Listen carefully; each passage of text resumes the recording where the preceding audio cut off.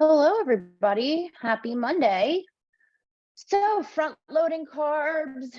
I'm not going to lie. You guys know my least favorite Zooms are the ones about the practical stuff, right? Like, it's not that I hate talking about this stuff. It's that if you've worked with me, especially as a coach, you know I veer on the side of the mindset. But I realized that I have never done a Zoom specifically on the baby step of front loading carbs. So, and it's one that we really have been giving out a lot more. We have a lot more success with it. So here we are. I promise to keep it just as exciting, or at least I'll try to. But this is also going to, the more you can interact with this, always, like with all these Zooms, the better. And especially with this, because I don't want it to turn into just like a lecture on carbs. I want, if there's something that you feel confused by, something you relate to, definitely let me know in the chat. All right, so let's get started. First of all, I see this as a really common thing, and I think that the American lifestyle, or modern day lifestyle, I should say, Western lifestyle, whatever the hell you want to call it, basically the hustle and grind, got to work your ass off wherever you live, where that's a culture, right? That makes it harder to feed ourselves just by default. And that's not even factoring in accessibility, any of that, our own physical capacity, just as it stands. When you are somewhere that is a hustle kind of culture, food is not the priority. Really, nothing for yourself is a priority. So I see this really commonly. This is the typical day I'll hear about. Okay, you're not hungry in the morning. You wake up because you sleep till like the last possible minute. You're like the last minute that's even appropriate before you're going to get fired or something, right? You sleep, and when you wake up, you're hitting the ground running, but you're moving way slower, and you're not thinking about food. Maybe you're just like not hungry. You might even be nauseated in the morning from all that just, getting up, getting going that you're trying to do. Then you either have like a coffee or a protein shake or like something that feels like you're, like some kind of sustenance. And then the hunger hits you. And usually, depending on the appetite and depending on what's, available, if you were stressed either the night prior or that morning, and I'm not talking about those, few times a year that you're like, oh, I really am good at bringing my food. This is for the people that struggle to bring their food, right? So then you're like, okay, I have like 3 random things I threw in a bag. Or they have a cafeteria, or there's, a candy drawer in the staff room, or there's just something that we could nosh on and just kind of get ourselves out the door of work, right? So really not a whole lot of like mindful, leisurely eating there, just not conducive for it. Then you get home, and then that is typically the first meal that you can actually like think about. So if that overwhelms you, you go for the convenient, comforting thing. If you're excited at the idea of being able to think about your food, you're probably attached to more comfort type of foods that, especially if they're cultural comfort foods, and that's typically when the carb heaviest meal of the day will happen at dinner time. I'm not talking binging. I'm just talking like basic framework of meals is typically dinner becomes the carb heaviest. Then if you have things like diet culture where people are trying to eat salads all day, and then they're like, I don't know why I want to eat everything when I get home. It's typically set up that it's lighter during the day in terms of the fueling and like our food intake. And then it just amps up at night. Do you guys notice this? It doesn't have to be like extreme, but just do you notice that you tend to go that way of just eating more the later in the day that it is? All of this is very relatable to me. It is very commonly what I hear. And then even if you have, I have clients who work from home, even just like getting out of the mode of stopping to go get something to eat for yourself, that doesn't really happen because it feels like that's the time of the day we have to be productive. And it feels like we permit ourselves our actual food when the rest of the world isn't like needing something from us. That's when it feels comfortable.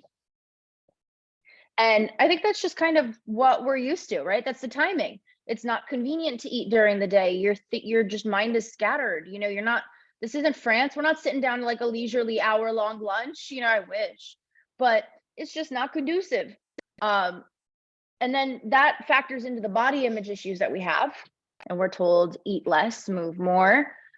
And I know as well as you guys know that you could be working on this for a while, and that's kind of how the wiring goes. So if your schedule's off at all that day, even less food during the day.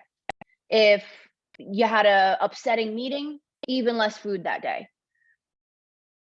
And it all kind of feels like, I know I should be eating during the day, but how often has that kind of felt like being told you should drink enough water?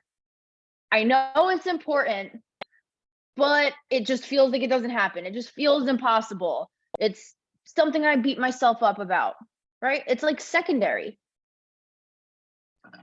Who notices this in their day to day when it comes to the way their meal times are set up? I also get super sleepy when I eat more in the morning. So that's another reason I push eating until later, morning and afternoon. That has a lot to do kind of with what we're talking about today. So I'll skip a section. We'll jump right into that because that's relevant. So how many times have you guys seen something called carb tolerance thrown around online? Find your individual carb tolerance. There is a certain hormonal account on Instagram who loves to use that all the time. And I'll admit, I've mentioned it too in the past, but if you've asked me what the hell that means, I've probably given you the most broad answer you could ever expect, right? Carb tolerance. So I think that unless somebody is a diabetic, everybody has like pretty similar carb tolerance. The only outliers are those who are insulin resistant. I don't think that it's so nitty gritty with macros with non-diabetics that it needs to be like, you have to have the right number. Exactly. I think that rigidity is just probably causing more stress than anything. So it's interesting to look at how our bodies respond to certain foods that we eat at certain times. Like Izzy, you were saying, in the morning, that you feel like what was it you said?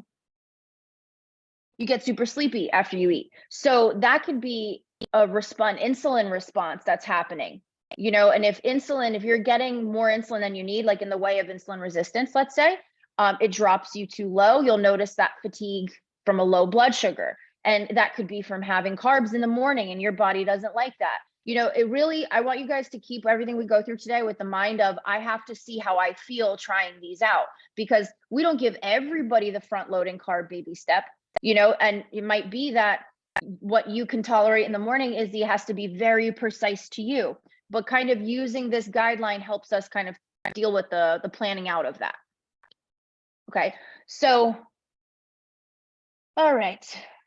So that's the problem, right? The timing. It's like the analogy I wrote here is it's like flooding a factory that was dead all day long with orders 5 minutes before closing, and half the staff is left already. When you're eating carbs at night, that's what you're doing to your factory, because carbs are meant to be utilized for energy. They're meant to be utilized for, cellular function and all of that.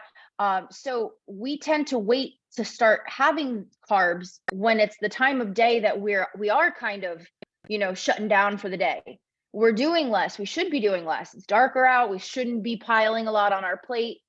It's kind of a modern myth that we should just be productive until an hour before bed. Like, there are no rules, but we always feel like I should be productive after work. No, you worked all day. It's dark out.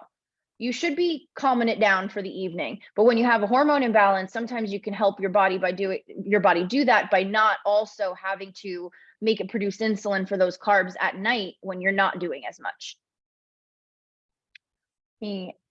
Thoughts on that? I'm going to go back and read these comments, but thoughts on that? It's like flooding your factory with orders the last 5 minutes of business hours while it's been dead all day. Just being like, here you go. Here's all this energy.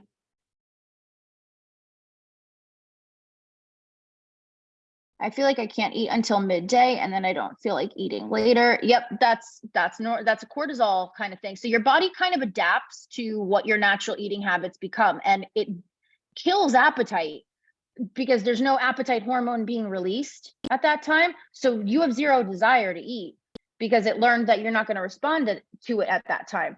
So Who remembers, I did something called collecting tokens when referring to calories. Think of it like a video game, and you just go throughout your video game level trying to collect tokens, like get calories where you can. When you have zero appetite and you feel like you don't get like really hungry till later on, that's because at that point your body has been needing food for hours probably, and now it's just the effects of that are catching up. So if you don't naturally have that appetite, the idea is like, and ADHD, I don't listen to alarms, right? I just decide to keep taking bites throughout the day. Like if it's not a meal kind of day, it's not a meal kind of day, but at least I know I'm collecting those tokens continuously. And that helps kind of create that appetite. Because I notice if I don't do that, I won't be hungry until I'm nauseous and like later in the day. Because I'm on a school schedule, I have to eat at a certain time. It's difficult. I mean, are you able to snack at your desk at certain times, or be, I think then it would be trying to structure around the time that's accounted for. If you have certain blocks of time you just truly cannot eat, I get it. You'll be teaching, you can't be like eating something. I think as long as you're kind of trying to counteract that as much as you can, then that's the way to go. Like, how can I supplement my mornings to make that more doable, so that I can take a quick bite of something between classes and then I can wait till lunch. It has to be what matches what you need. Carb tolerance is, like I said before, it's something that I think became a buzzword for people with hormonal imbalance and stuff like that, because just like 30-day challenges, 45-day challenges, it gives something kind of tangible. So if you say, oh, your carb tolerance is this range, then it's a new way to just dress up a macro for people. But I really haven't found a ton of scientific kind of evidence to back up the nitty-gritty specific ranges that I've sometimes seen, except for those who have insulin resistance versus those who don't. And really in CCA, insulin resistance and type 2, those are the more strict kind of food routes we take. As much as I hate it, you can tell how awkward I am even talking about it. It does matter how much carbs you eat, if you have insulin resistance. But outside of that, carb tolerance is really about us figuring out, like, how do I feel when I eat X amount of carbs, or what time I eat those carbs. So if you found that, you're feeling like you're waiting till the end of the day to eat and you're like ravenous and there's no appetite during the day, front loading carbs could be a good way to kind of swap that.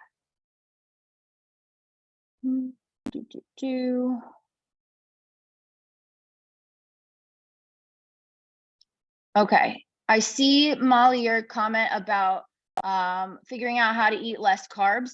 Before I get to that one, I'm going to start with that next. But what I have written here is carbs are not bad. I know we know that, but like all food is food, and all food is just utilized a certain way. So it's just about knowing what our body would do with that stuff, having tons of options for things that we like and we feel are accessible to us at that time, and picking and choosing what we want based on how we know it will affect us. If we focus on just learning how we interact with these foods, and it's more about personal choice on how we utilize them, it isn't a diet then. And it doesn't have the fake motivation of jumping into something like, oh, we're gonna, go keto or whatever. It doesn't have that fake fizzleable kind of motivation that is never long lasting ever. But it becomes something that's like, I know how to feed myself, which I think is a lot more valuable long term, So I'll read your comment in a sec. I just want to read the section first. So here's a few things to consider. I know time is crucial in the morning, and I think it's all about figuring out things that take absolute minimal prep, right? And if our goal is to incorporate some carbs in the morning and we're running out the door, we're like, what the hell do I do? How do I not eat all carb or all protein? How do I not sit there and have to cook in the morning? It's not as hard as you think, right? So let's say you have like an apple and a hard-boiled egg, some berries and a couple pieces of cheese, like it doesn't have to be a ton of protein, a ton of food. It just has to kind of get the ball moving. And you always want to have a protein when you're eating your carbs because it helps them not become such a power surge for your blood sugars. So, but the amounts can be small. It can be items you can grab out of your fridge. It does not have to be a meal by any means. You just want to think of it as like you don't run out your door before putting your socks on, right? You want to think of like, I'm not running out of the door until I eat something. I take a bite of something. That's the first step. Next step would be to try and make it, carbs and protein.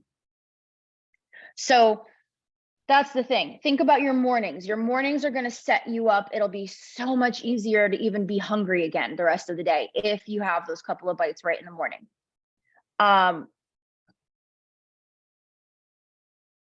Sorry here. Okay, keep in mind with this that even if you do have insulin resistance or type 2 diabetes or anything, and we are working on getting you off of meds or anything like that, we still do have to look for lower carb options. So we will find those together. But if you feel like, if you're one of those people that's going to be trying to increase your carbs in the morning without insulin resistance, thinking about little frozen additions can also help. Like a lot of the gluten-free stuff has higher carb, right? So, but they are convenient. So I love those little cauliflower hash brown things. They're frozen. You microwave them for 2 minutes and you head out the door. Do that with a sausage patty and you're good. Make it about convenience. It still should be about convenience. Now, if you're like, well, I feel like I'm going to have issues gaining weight, right? Like I'm adding these carbs during the day. That's just because society has made us hate carbs. But if you're eating more during the day and your blood sugars are more sustained during the day, you are going to feel less inclined to be craving those things at night. You will be able to think like, what am I in the mood to eat, rather than, oh my God, I just need to eat something. That's the difference. And that's ultimately what's going to make the change happen, not harping on how many grams of carb am I allowed. That never sticks permanently. So the other side of that is, well, then how do I make my nighttime more protein? If we're trying to take away the carbs from night, put them in the morning. One, if you feel like you're missing out because your family is having something that is higher carb, save it for the morning. Take a portion with you. Like you can still have a few bites, you'll be fine. Everyone will live, right? But like save like a good, like a satisfying amount of it for the morning and have that be your thing you're adding for your carbs in the morning, right? If you're trying to replace something that like everyone else is having and you want a lower carb version at night, try to make it, God, there's so many newbies in here who haven't seen my vessels video probably. Try to replace the vessel in the item. What that means, in the culinary world, the vessel is the thing that carries the flavor, right? It's the pasta that has the sauce. It's the bread for the sandwich. It's the thing that brings the flavor to your mouth. So that's typically the carbiest component of a dish. If you're thinking about having like a bunch of different options of quote unquote vessels that you enjoy, you can swap that out and keep it in the same sauce, the same flavoring, the same dish as the rest of the family, but your version at night is the lower carb version so that you can have your higher carb version the next day if you want. Is it as good as just having what everyone else is having? No, that would be great. That would be the ideal. What would be even more ideal is if we didn't have to deal with this shit. That would be fantastic. So because that is not in the cards for not even me, really try to find like, what is it that I feel better doing? Do I feel better having a bunch of items to choose from? Do I feel better subbing it, holding off on eating it till tomorrow? Because there is no ideal, but what is the thing that fits me the most? And I think you'll be surprised when you feel a lot better, how much easier it becomes to adhere to that. It's just like any other change, sometimes hard to transition. Okay, let me read these comments. So figuring out how to eat less carbs has definitely been the absolute most difficult thing, somehow even harder than eating less gluten. They're so comforting, but being mostly vegetarian that's allergic to nuts, and also trying to figure out how to eat less saturated fats. Since my LDLs have been high for the first time in my life, we will talk about that. That has nothing to do with fat.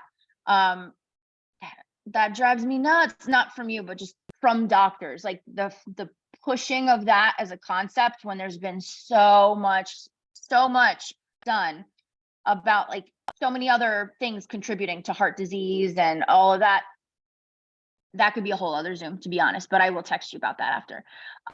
My needs seem to contradict each other, but I can't seem to lose weight without cutting carbs. So very common, especially for those who are allergic to nuts. That is the bane of it all, because it's like there's almond flour in seemingly everything. I would look into lupin flour and see how you handle that. Lupin flour is made from beans. Like, have you ever seen those like Italian, like the ginzo style, like beans where they're like yellow and big and they come in a jar? I think there's like a brand that makes them now that's more popular. But I just grew up always seeing them in a big ass jar at my grandma's house. Those types of beans have great fiber content to them and like a good protein structure, and they make for a really good flour replacement if you can tolerate it. So that's something I would suggest. I recently used that to bread fish, like for fish and chips, and it was so, oh my god, amazing texture. Am I lagging? Can you see me okay, guys? It's lagging on my end over here. Carbs being comforting. The thing about that is you got to keep trying until you find a substitute that is just as comforting while knowing that it's completely different. You know, thinking like this replaces that thing, like I'll never like this makes me want this more than that. You could love the shit out of mashed potatoes and have mashed potatoes once in a blue, but have like a bomb ass recipe for some kind of mashed vegetable that you figured out. Like, I know I'm the first one to say, whoever the PR rep was for cauliflower, like, please, they've had the renaissance that vegetable has had. And I hate cauliflower really in things. It's not a pizza. It smells like farts, you know? I'm not into the cauliflower.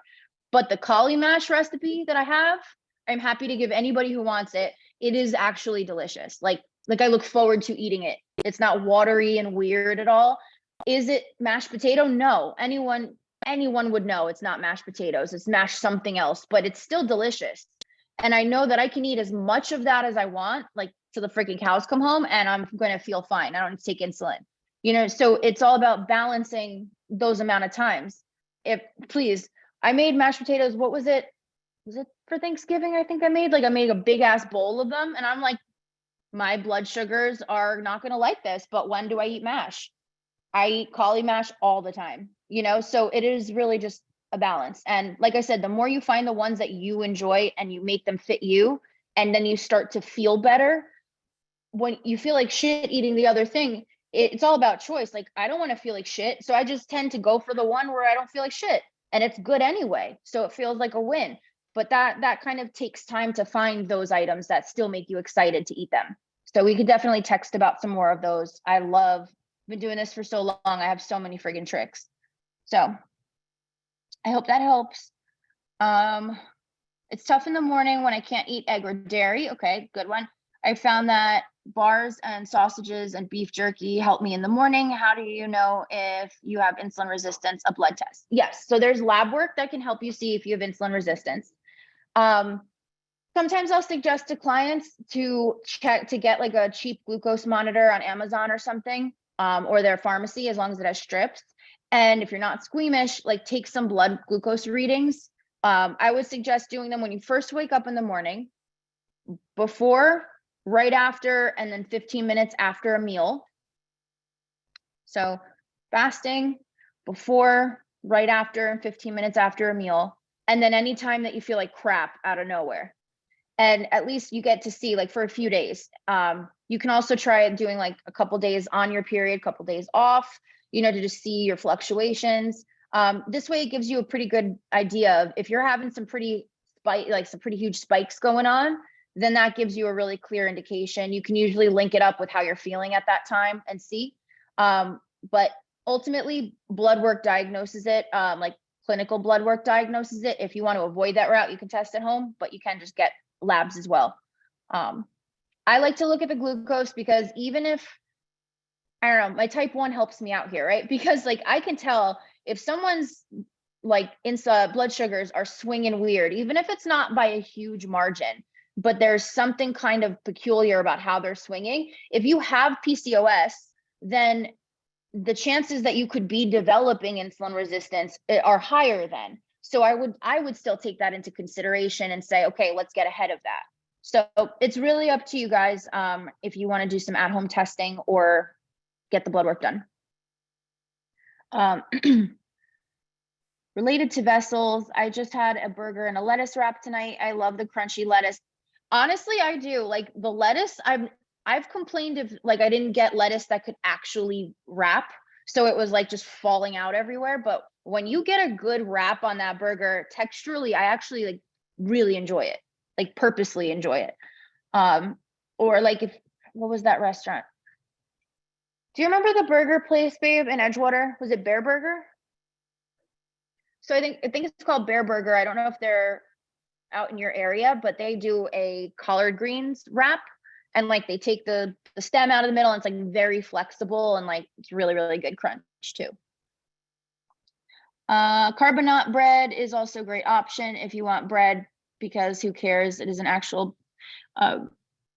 great option if you want bread. Who cares if it is an actual burger bun? Yeah, agreed. Carbonate has the texture of like white, like Wonder Bread, you know, where it's like, I feel, what was the Eddie Murphy stand-up where he talked about the burger he wanted from McDonald's, like versus the burger that his mom made him, with like the bread mixing with the ketchup and making that like orange weird dough that forms on the outside. Oh my God, the nostalgia. But yeah, it's like Wonder Bread. I really like carbonate for French toast though, because I find that it just like soaks up whatever you're dipping it in really well. Okay. Smart buns are also amazing. Let me see. You never tried smart buns? I don't, do smart buns have egg in them? And I gotta put up those like ridiculously expensive buns that I get on Nutrition. I don't remember. I think they're like they're free of a lot of different allergens. I have to check which ones. But my God, they are. It's like 8 slices for $11. I came in here hot thinking I'm just gonna keep it in stock, and even I'm like I just cannot justify it. It's just ridiculous. So it's like once a month I stock up on that bread, and the grilled cheese is on that. It's just amazing. It like toasts perfectly. I'll post that in the comments. Yeah, so it's all about, listen, some programs, it's like you gotta bust your ass on an elliptical all day, eat chicken and kale only. Like that's the work, that's the hard work. We don't do any of that shit, right? Our hard work comes in finding things that we enjoy. And the thing that sucks, just like chicken and kale and elliptical sucks, or Stairmaster sucks, there's things that suck about that. The thing that sucks for us is maybe you find some lackluster products in the meantime. Maybe you make it and you get all excited and it's shit, but you have a whole community of people, and your coaches, you, myself, who have tried a lot of these things, done a lot of these things for a while. And we love talking about this stuff. So even if you want to just pick our brains and just shoot the shit about foods that you want to try, I could talk about that all day. So I think I kind of got away from the carb part, but I could talk about food all day, as you could see. It's really about finding whatever the hell works and give it a shot. If you want to try, I wouldn't make this like a diehard baby step if you haven't been if you haven't been assigned this baby step by me or a coach yet. But if you want to start paying attention to it and just kind of thinking of different carb things that you can include, more protein type of side dishes at night to try out. In the meantime, that certainly can't hurt either. The goal is make sure that they're yummy. Okay, then let's see. What did I write here? Okay, so and lastly, I think parameters are good to have an idea, but really if you focus on what the overall food you're eating is and how it's sustaining you when you're eating it, what you're getting from it, and all those things, then I think it's very hard for you to be doing anything that can be throwing you off balance. A lot of times it's the stress and the mindset of feeling like we have to maintain this absolutely perfect thing that is screwing us more than if we gave ourselves some flexibility and we weren't so strict and diligent. If you were eating, protein and carbs like throughout the day, you had some good veggies in there, you were well hydrated, doing self-care, stress was managed, walking leisurely, and you had like a little freaking Kit Kat mini in the office. I certainly hope that that one little Kit Kat mini wouldn't be the thing that, like, makes everything go to shit, because then none of us have a single hope here, right? It's really just, it's easy to pick on ourselves for the little thing. And when we try to avoid the little thing, we usually want it more. So, try your best, eat throughout the day, give your body what it needs. And if you end up having a little bit more carbs than usual, like, talk to your coach about it, but no one's mad at you for it. This is all part of figuring it out and seeing what your body does best with. So let us know if you need any help figuring out how to suit this to your schedule. Shoot us a text, whether me, your coaches, whatever. And definitely, if you're not in the Pudge page yet, that is my low carb, like lazy low carb Facebook recipe group. I'm going to be doing live demos in there at least once a month. My last one, it was like my first in a while. It was a little bit crazy after being sick, but they're just going to get better. So yeah, enjoy the rest of your week, and I'll talk to you guys soon. Bye.